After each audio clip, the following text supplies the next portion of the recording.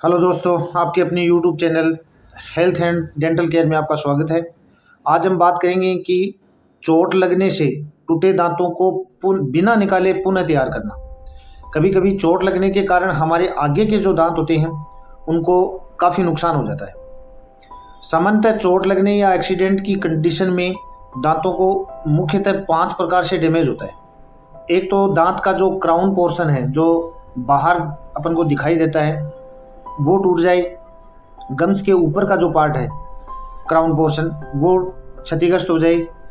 दूसरा है कि दांत की रूट पोर्शन है, जो जड़ है, वो टूट जाए। तीसरा है कि क्राउन और रूट दोनों ही टूट जाएं। और चौथा है कि दांत है वो पूरा का पूरा ही बाहर आ जाए। और एक कंडीशन ऐसी भी है कि दांत के साथ साथ जो दांत के चारों तरफ हड्डी है वो भी साथ में टूट जाए।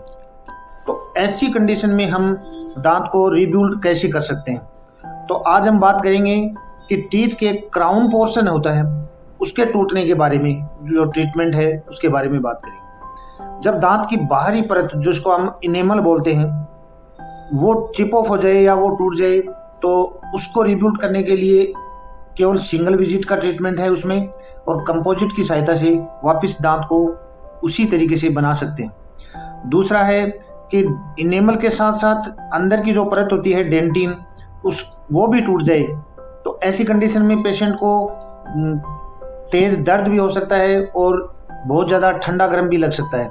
तो ऐसे केस में हम पहले दांत की आरसीटी, रूट कैनाल ट्रीटमेंट है, वो करेंगे, और उसके बाद में उसमें पोस्ट लगा के या crown, post and core crown लगा के हम दांत को पुनः रिबिल्ड कर सकते हैं।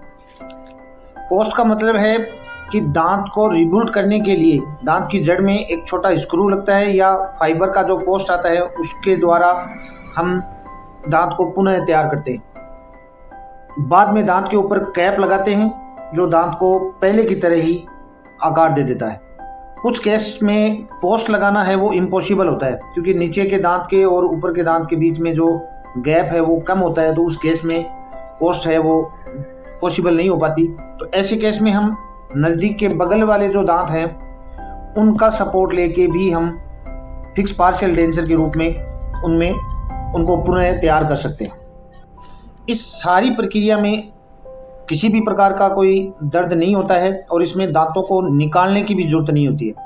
और इससे सबसे बड़ा फ़ायदा तो ये है कि हमें सर्जिकल प्रोसेस की ज़रूरत नहीं पड़ेगी, और ओरिजिनल दांत है होने के कारण जो बोन है, जो एल्वियोलर बोन, जो दांत के चारों तरफ जो बोन है, जो दांत को पकड़े रहती है, वो उसका रिजॉर्प्शन भी नहीं होता है। और दांत को निकाल कर नए दांत निकालने में मनी और टाइम दोनों वेस्ट होते हैं।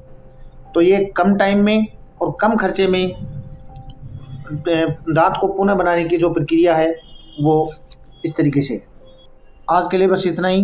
कल बात करेंगे कि जब दांत की जो रूट है वो टूट जाए तो क्या ट्रीटमेंट कर सकते हैं, कौन कौन सी पॉसिबिलिटीज़ हैं जिसमें दांत को बचाया भी जा सकता है, और कुछ केस में दांत को बाहर निकालना पड़ता है, वो कल के वीडियो में देखें।